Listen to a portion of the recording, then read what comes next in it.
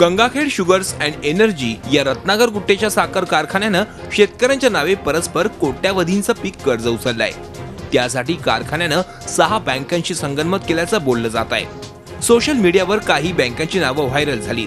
याची पडताळणी करण्यासाठी झी मीडियाच्या टीमनं सिंडिकेट बँकेची बाजू जाणून घेण्याचा प्रयत्न केला, मात्र बँक अधिकारी या संदर्भात काहीही बोलण्यास तयार नाहीत। सिंडिकेट बँकेच्या परभणी शाखेतून शेतकऱ्यांनी बँक स्टेटमेंट काढलं असता यादीत नाव असलेल्या शेतकऱ्यांवर कर्ज असल्याचं उघड झालंय। पूर्णा तालुक्यातल्या वजूर गावचे रामेश्वर भगवान दुधाटे आणि त्यांच्या पत्नी उषा रामेश्वर दुधाटे यांचं नाव सिंडिकेट बँकेच्या यादीत आहे। रामेश्वर दुधाटे यांच्या नावे 9 फेब्रुवारी 2016 रोजी 2,22,300 रुपयांचं, तर त्यांच्या पत्नी उषा दुधाटे यांच्या नावे 3 लाख रुपयाचं कर्ज उचलल्याचं स्टेटमेंट मधून समोर आलंय। शेतकऱ्यांच्या नावाने या बँकेत परस्पर खाती उघडण्यात आली। आता व्याजासहित या दाम्पत्याच्या नावावर सिंडिकेट बँकेचं 5,72,000 रुपयाचं कर्ज आहे। आमच्या या बँकेमध्ये खाते नाहीत, काही नाही। सिंडिकेट बँकेमध्ये या खात्यावर माझ्या नाव 3,26,470 कर्ज निघालं आणि पत्नीचे नाव 2,41,659 FRP ऊसाची वाढवून देतो म्हणून त्याच्या अधिकाऱ्यानं 7/12 आधार कार्ड आणि एक फोटो हे नेलते कागदपत्र।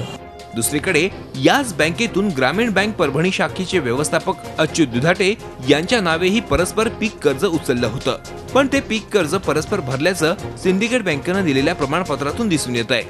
माझ्या नावावर आम्ही ऊस घातला आणि त्यांनी आम्हाला कसल्याही प्रकारची कल्पना न देता माझ्या नावावर 74,000 रुपये कर्ज नावे दिसत आहे।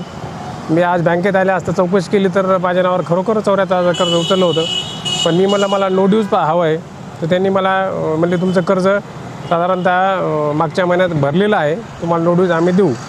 दरम्यान या घोटाळ्यासंदर्भात विरोधी पक्षनेते धनंजय मुंडे यांनी पोलीस महासंचालकांची आणि राज्यपालांची ही भेट घेतली आहे। हायकोर्टानं गंगाखेड प्रकरणी विशेष तपास पथक नियुक्त करण्याचे आदेश देऊन देखील पोलिसांनी कारवाई का केली नाही असा सवाल त्यांनी उपस्थित केलाय।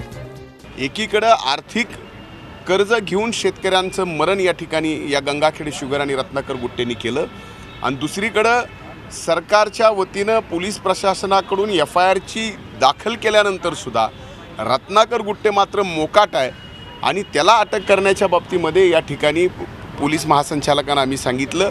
तर दुसरीकडे आपल्या विरोधात कोर्टात किंवा पोलिसात शपथपत्र दिल्यास शेतकऱ्यांना जीवे मारण्याच्या धमक्या दिल्याचा आरोप गुट्टेंवर होतोय।